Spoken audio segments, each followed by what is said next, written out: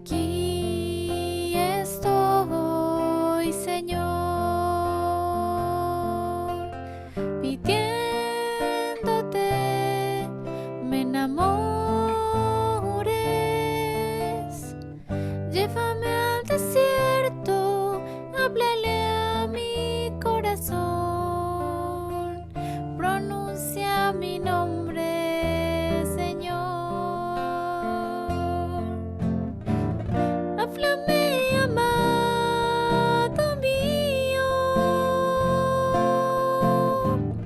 quiero escuchar cuáles son tus caminos. Quiero entender cuánto esperas de mí. Háblame, Señor, enamórame de ti. Háblame, Señor, enamórame de ti. Bendecimos y alabamos el nombre santísimo de Jesucristo, el Jesucristo que tiene poder sobre nosotros, que su poder se manifiesta en la misericordia, en el amor transformador. Queremos caminar, oh Señor, al desierto, pero caminar contigo. Solos no podemos. Necesitamos de tu gracia. Llévanos de la mano, que sea tu palabra la que nos ilumine. Que tu gracia sea delante de nosotros como lo esperamos de ti. Gloria al Padre, gloria al Hijo y al Espíritu Santo, como era en un principio, ahora y en la hora de nuestra muerte. Amén. Muy bien, entonces este fin de semana tenemos las tentaciones en el desierto, pero les había contado, tenemos el Evangelio de Marcos y Marcos es más corto, ya lo habíamos hablado alguna que otra vez en los estudios bíblicos, como son solamente 16 capítulos, así que la manera de contar las cosas de Marcos en el capítulo 1 hay varios episodios uno tras otro y Marcos los une diciendo e inmediatamente y después seguido y une varias cosas en un solo capítulo. Desde el principio en el Evangelio de San Marcos, Jesús está en acción todo el tiempo. Este estar en el desierto no va a ser como en los otros evangelios. Nos vamos a fijar que es bien conciso y va a ser facilito examinarlo. Eh, lo único es que hay que examinar las palabras que utiliza Marcos, cuál es el interés de Marcos de decir lo que tiene que decir. Y para nosotros, por supuesto, la experiencia de retiro, de desierto, tiene que ser muy importante. Comienzo entonces buscando el texto para proyectarlo, las tentaciones de Jesús, pero es Jesús que va al desierto. Y en el desierto es que va a ser tentado. Ahorita vamos a ver. Comienzo leyendo el texto. En aquel tiempo el Espíritu impulsó a Jesús a retirarse al desierto, donde permaneció 40 días y fue tentado por Satanás. Vivió allí entre animales salvajes y los ángeles le servían. Después que arrestaron a Juan el Bautista, Jesús se fue a Galilea para predicar el Evangelio de Dios y decía: se ha cumplido el tiempo y el reino de Dios ya está cerca. Arrepiéntanse y crean en el Evangelio. Palabra del Señor, gloria a ti, Señor Jesús. Entonces traigo a su atención, por un lado, que esta parte ya la habíamos hablado en otro estudio bíblico, porque después de esto Jesús va a llamar los primeros 4 discípulos.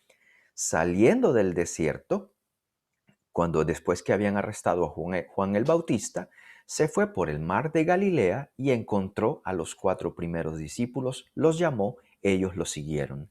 Pero la liturgia se saltó el episodio del desierto y lo metió en la cuaresma, pero no olvidándose de esta unión, la unión entre la misión ya efectiva de Jesús y qué fue lo que hizo antes es importante.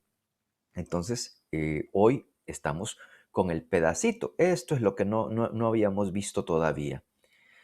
Bueno, Comencemos entonces. Después del bautismo de Jesús, es hora de comenzar la misión. El episodio del desierto viene inmediatamente después del bautismo. Y al principio del año, recuerden que tuvimos la fiesta del bautismo de Jesús, que celebrada el domingo. Entonces hablamos de eso. Y luego fue los primeros 4 discípulos. Así que hemos venido siguiendo todo esto, excepto el episodio del desierto, que siempre viene en la cuaresma, en el primer domingo.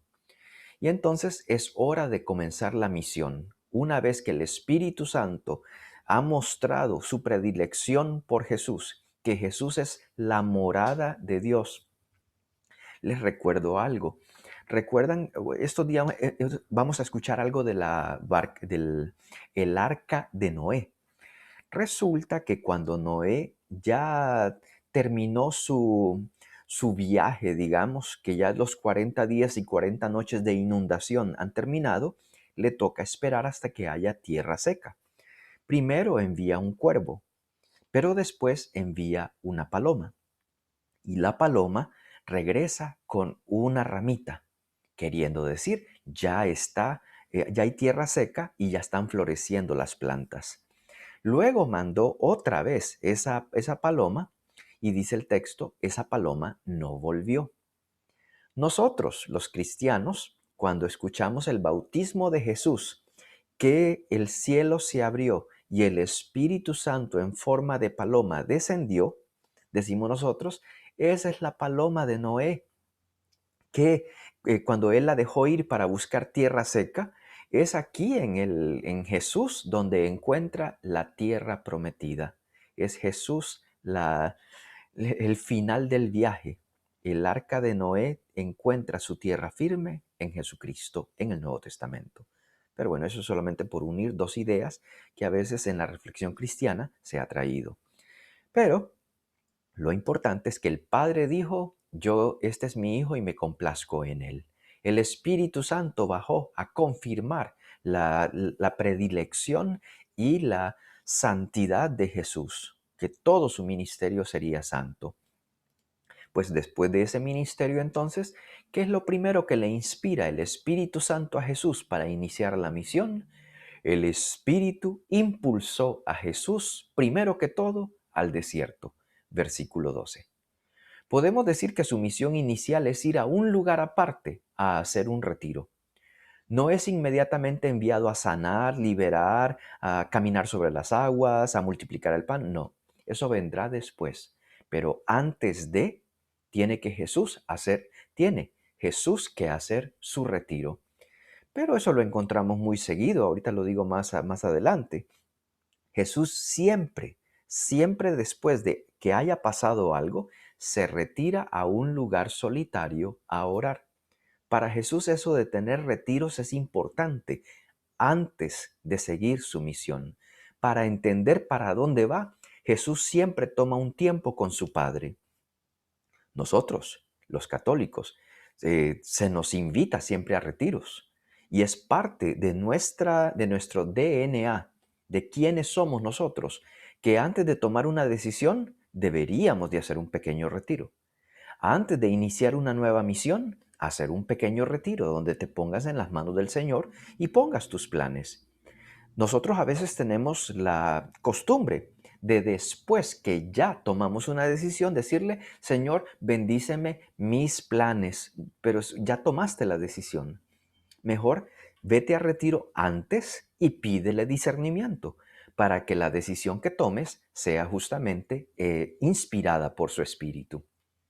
Pero Jesús es lo primero que hace. El Espíritu no lo impulsa a hacer una revelación al pueblo de Israel. Lo primero que el Espíritu le impulsa a Jesús es a ir a solas, a examinar qué es lo que va a pasar. Es su retiro, pues. El desierto es el lugar de la preparación, porque en el desierto no hay adornos.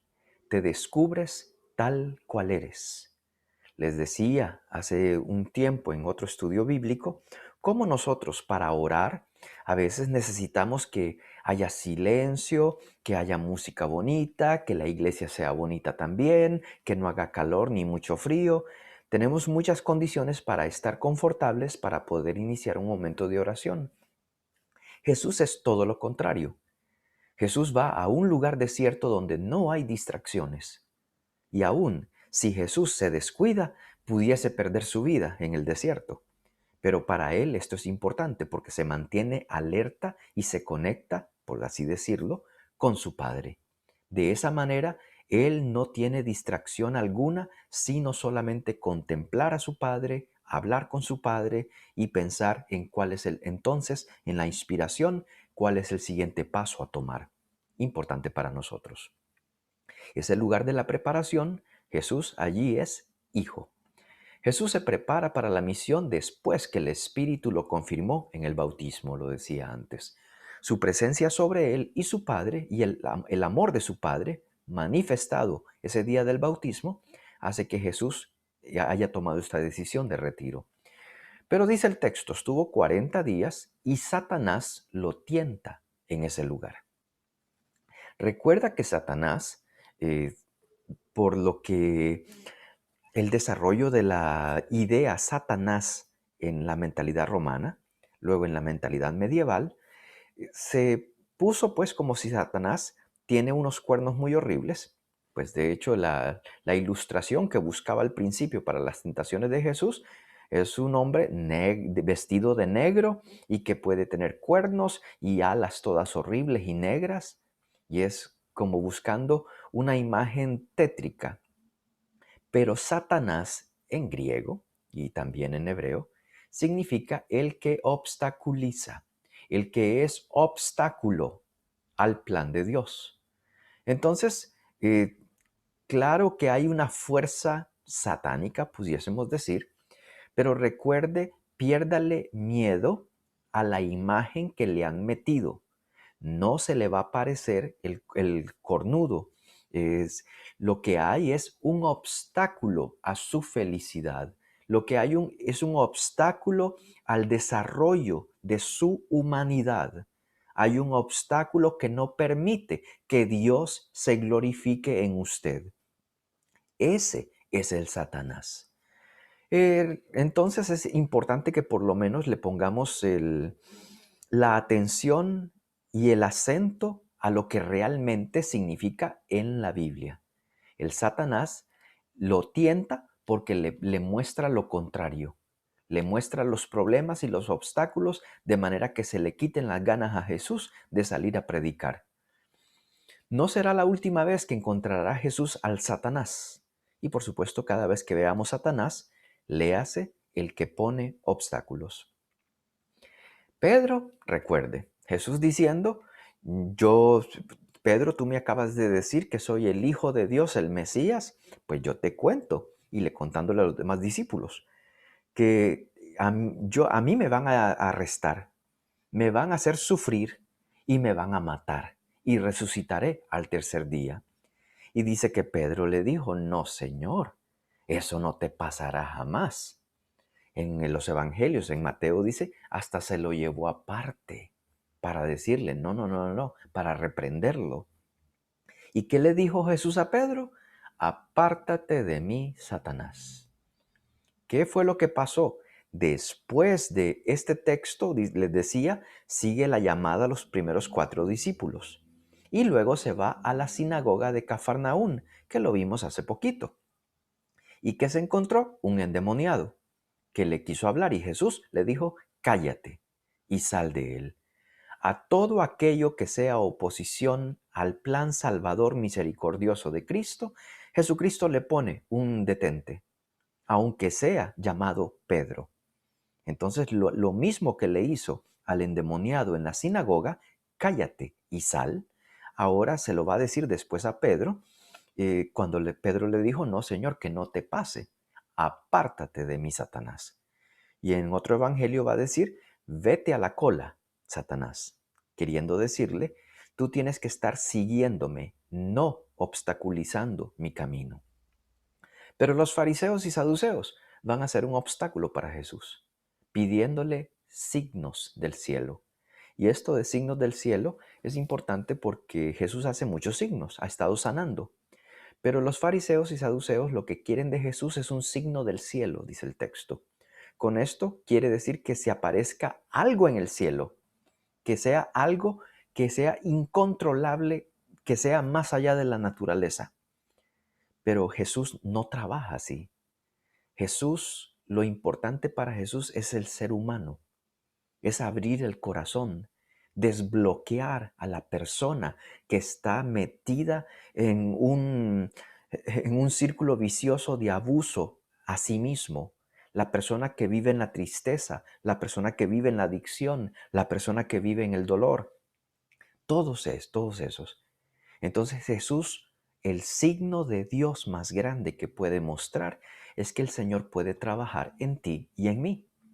Que para mí eso es muy lindo, porque en las películas los superhéroes hacen destrozos en todas las cosas, pero salen ellos como héroes porque ellos son capaces de vencer a otro poderoso. Jesús no hace show. Jesús lo que necesita es en tu vida reestructurarte, darte la fuerza a ti. Y por eso siempre da Él una orden. Levántate, levántate y anda. A la niña, Talita Kumi, yo te digo, pequeña niña, levántate.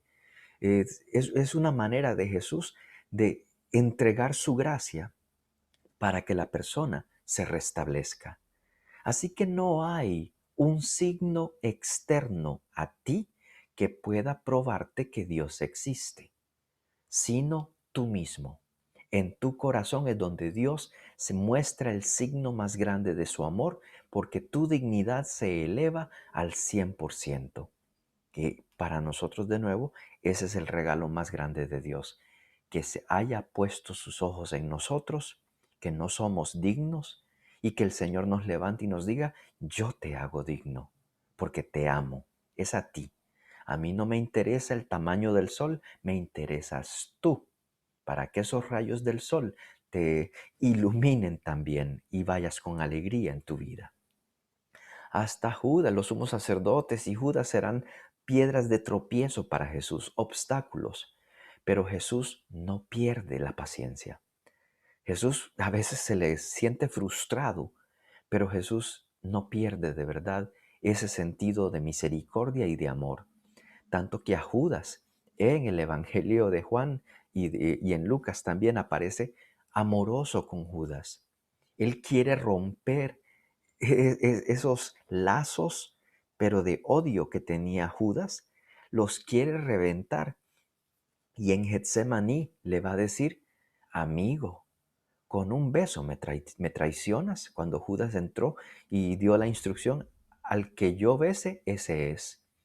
Entonces Jesús le va a llamar amigo. Y es, yo todavía te aprecio y voy a morir por ti. Tú estás incluido en la lista porque yo te amo. Bueno, pues y el Señor también va a morir por los fariseos, aunque ellos lo estén rechazando. Va a morir por los sumos sacerdotes. No importa, todos ellos no lo saben, que hay un amor muy grande y que todos esos signos que ellos piden son nada en comparación al amor tan grande que Jesús mostrará cargando ese odio, esa violencia hasta la cruz. Bien, Jesús ora en lugares desiertos, lo decía antes al principio, pues necesita de ese momento de reflexión para entender la voluntad de su Padre. Y es allí, en ese momento de reflexión, donde estos obstáculos los puede quitar. Es en esa paz con Dios que no le va a permitir al que obstaculiza ganar. Y eso nosotros por eso necesitamos desbloquearnos de vez en cuando del miedo, de, de todo lo que nos esté pasando que nos hace sentir inseguros. Desbloquéate. ¿Cómo? Un pequeño retiro, encuentra a tu Satanás, al obstáculo que tienes, y como Jesús, apártate de mí. Pero eso es, por supuesto, es muy lindo en la gracia del Señor, porque Él nos da la gracia y la fuerza para poder hacerlo. 40 días. Recuerde que lo habíamos hablado hace mucho tiempo ya, que 40 días significa el tiempo necesario para una persona a avanzar en su vida espiritualmente. Entonces el pueblo de Israel, 40 años en el desierto, es hasta que el pueblo estaba libre, ya no tenía mentalidad de esclavo, ahora ya tiene mentalidad de pueblo de Dios. Y es lo que les dice Josué cuando están frente al Jordán para entrar. Miren, aquí está entonces que ustedes pueden tener vida y allá está la tierra prometida, pero tienen que seguir a Dios y Dios tiene que ser el rey de su vida. ¿Qué quieren ustedes, regresarse o entrar? Y la gente va a tomar la decisión de queremos a Dios con nosotros y aceptamos este reto de la tierra prometida. Entonces ya sus 40 años o 40 días llegaron ellos al momento en el que estaban listos. Cuando no estaban listos como lo sabíamos, renegaban, renegaban, renegaban. Jesús entonces tendrá el tiempo necesario en donde que pone obstáculos, le presentará todas las derrotas posibles. No te van a aceptar, no te va a ir bien, los fariseos no te van a querer, es que no todo el mundo te va a buscar por lo que tú eres, sino por el pan que multiplicas. Todas las acusaciones. Recuerden lo que les decía la semana pasada. El demonio es muy inteligente en el sentido que conoce nuestro nombre, pero nos saca siempre a la luz los pecados para hacernos sentir menos, para hacernos sentir bien débiles y que se nos quiten las ganas de ser santos. Pero Jesús, no, no se puede con Jesús y eso es lo lindo. Entonces, es un tiempo duro. Esos 40 días va a ser un tiempo duro de cuestionamientos. ¿Es el lugar correcto ir a confrontarse con todo esto? Claro que sí, porque Jesús va a salir de ahí fortalecido y por eso va a salir directo a llamar discípulos y a detener a los demonios y comienzan las sanaciones. Un signo que existe en ese versículo 13, dice el texto que fue 40 días tentado por Satanás y que estaba en medio de animales salvajes. En otro lugar dice fieras, otro lugar solamente dice animales. Pero también aclara, y los ángeles le servían. ¿Por qué agregar estas dos situaciones? Esta imagen es importante pues nos transporta al jardín del Edén, donde habían animales salvajes. Y más porque resulta que en Génesis es el primer ser humano el que le da nombre a todos los animales de la creación. Y toda la creación tendrá un nombre. El Señor le presenta todo al ser humano para que el ser humano sea el que lo nombre. Lo que está haciendo Marcos es diciéndonos, en Jesús recomienza la creación. Lo que Dios había hecho en el Génesis lo recomienza cuando comienza el ministerio de Jesús. Por eso es que usted acuérdese cómo comenzaba el Evangelio de San Marcos capítulo 1, versículo 1, comienzo de la buena noticia, Jesucristo, Hijo de Dios. Esa es la buena noticia y ese es el nuevo comienzo. Entonces, San Marcos no estaba diciendo, estoy comenzando un libro. No, estoy comenzando una nueva creación cuando les presento una buena noticia. Jesús es la buena noticia, Jesucristo. ¿Y por qué es buena noticia? Porque es Hijo de Dios. Entonces, esta imagen nos está diciendo, el Satanás no ganó. El Satanás no alcanzó a hacer que cayera Jesús. Entonces ya no hay caída de Adán o de Eva. Ahora en Jesús hay alguien que es capaz de salir adelante de estos obstáculos. Por eso es que ese desierto va a ser bueno y Jesús estará listo para su ministerio. Bueno, entonces los animales quiere decir nueva creación. Pero Jesús es capaz de restaurar la relación con el Padre. Si en Génesis Adán y Eva perdieron la relación y la confianza que Dios les tenía, Jesús la restaura. ¿Y cómo lo sabemos?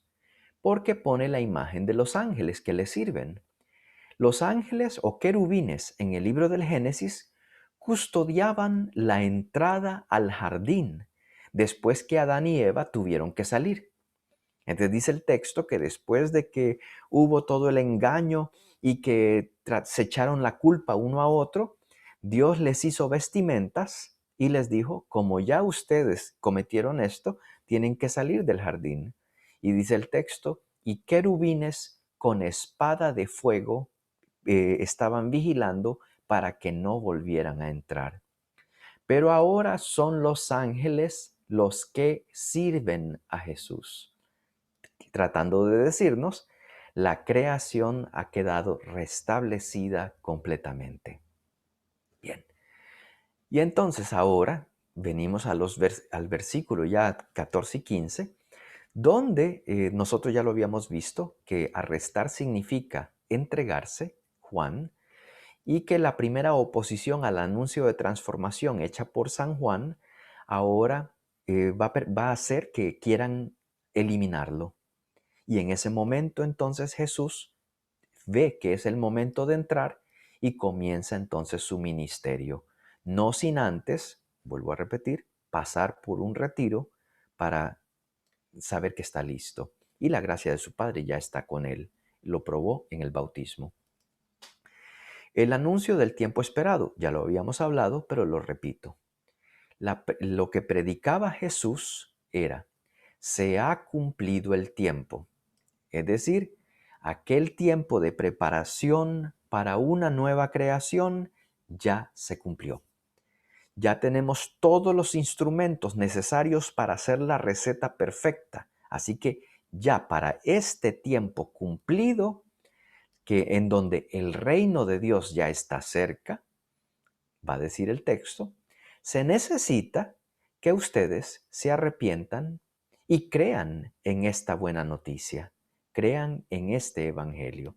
Y le vuelvo a repetir, la buena noticia es que Jesús confía que tú puedes mostrar a Dios fuertemente en tu vida, que tú con tus pecados, tú con tus limitaciones, tienes la capacidad donde cabe solo Jesús en ti.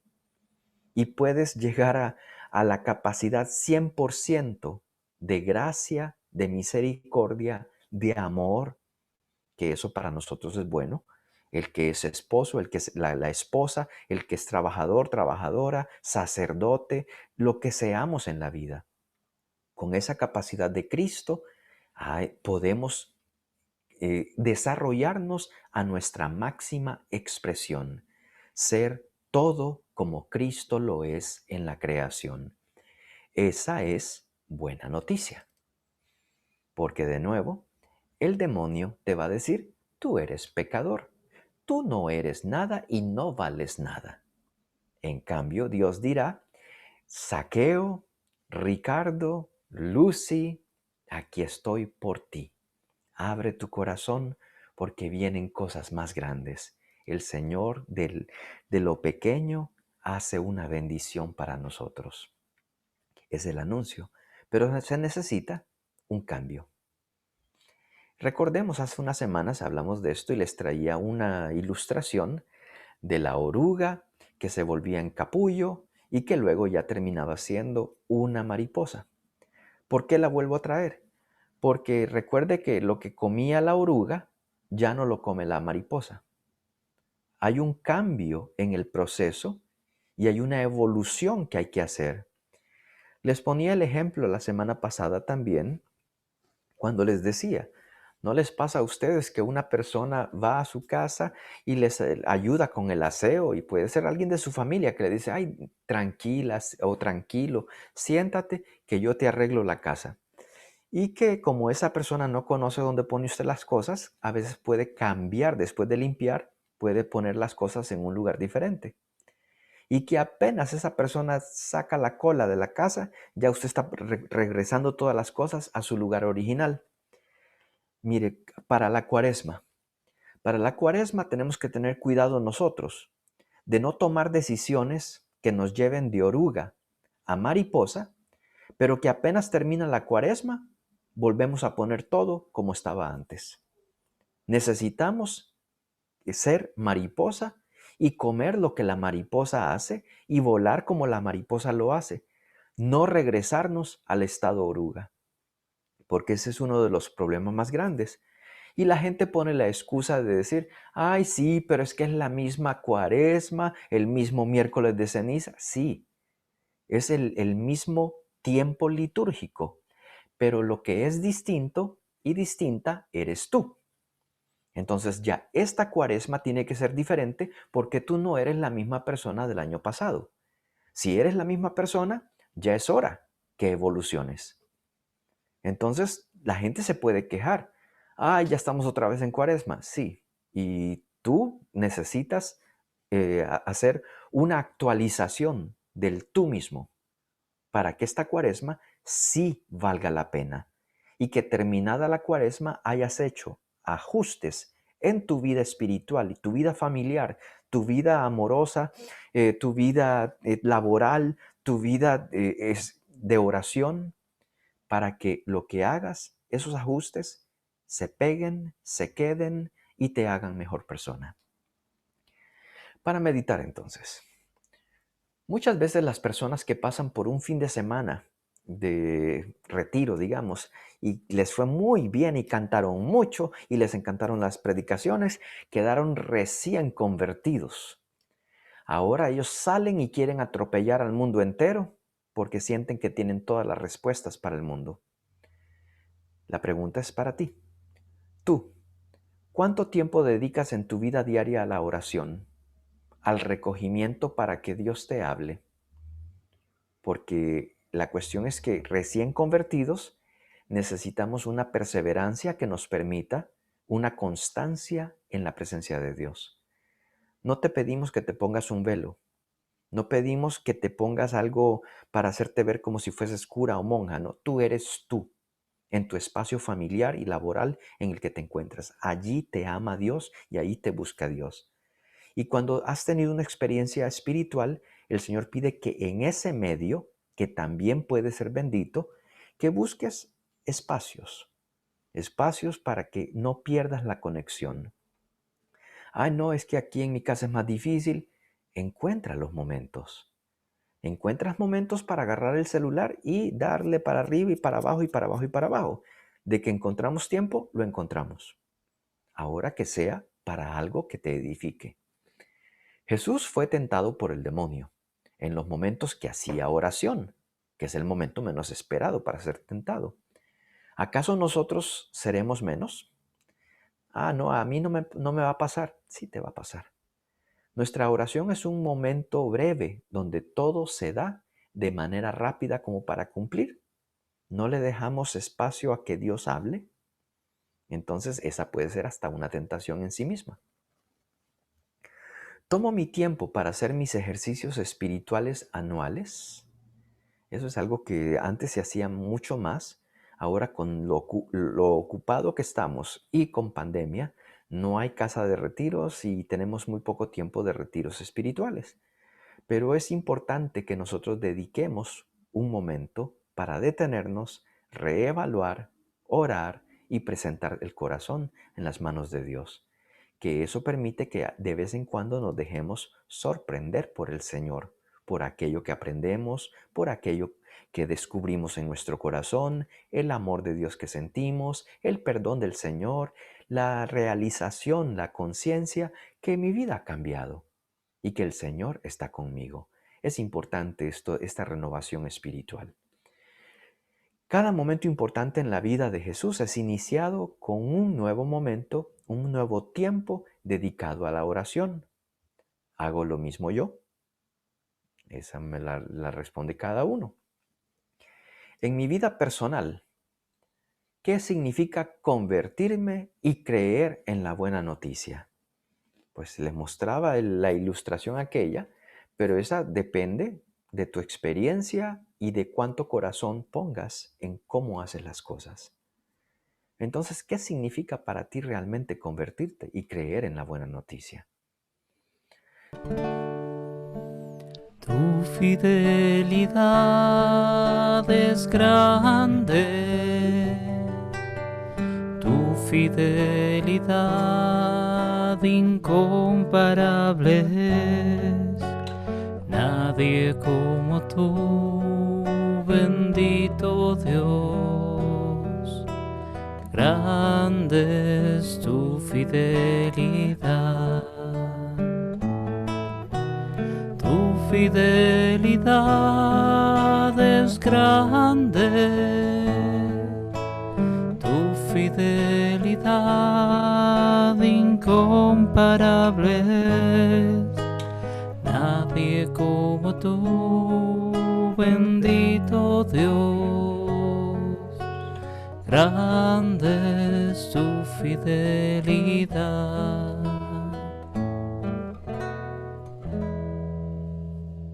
Sí, Señor, de veras, qué grande es tu fidelidad. Has sido fiel siempre. Tu amor es eterno. Tu entrega es hasta el fin. Te vuelves pan partido. Nos das tu cuerpo y tu sangre. Eres la vida de nuestra vida. Señor, que no nos cansemos de alimentarnos de ti. Que sea nuestro corazón con sed, con hambre de ti siempre. Porque eres tú el único que llena nuestras expectativas, que llena nuestros vacíos y que nos da la felicidad eterna. Guíanos y condúcenos durante la Cuaresma, Señor. Que no sea una Cuaresma más, sino que seamos personas nuevas en esta Cuaresma que nos estás regalando. Santísima Virgen María, tú viste a tu familia con oposiciones y dificultades. Camina con nosotros en esta Cuaresma también, para que a través de todo lo que encontremos, sean dificultades, enfermedades, obstáculos, que tu discernimiento y confianza nos inspiren a seguir a tu Hijo Jesús siempre. Gloria al Padre, al Hijo y al Espíritu Santo, como era en un principio, ahora y siempre, y por los siglos de los siglos. Amén.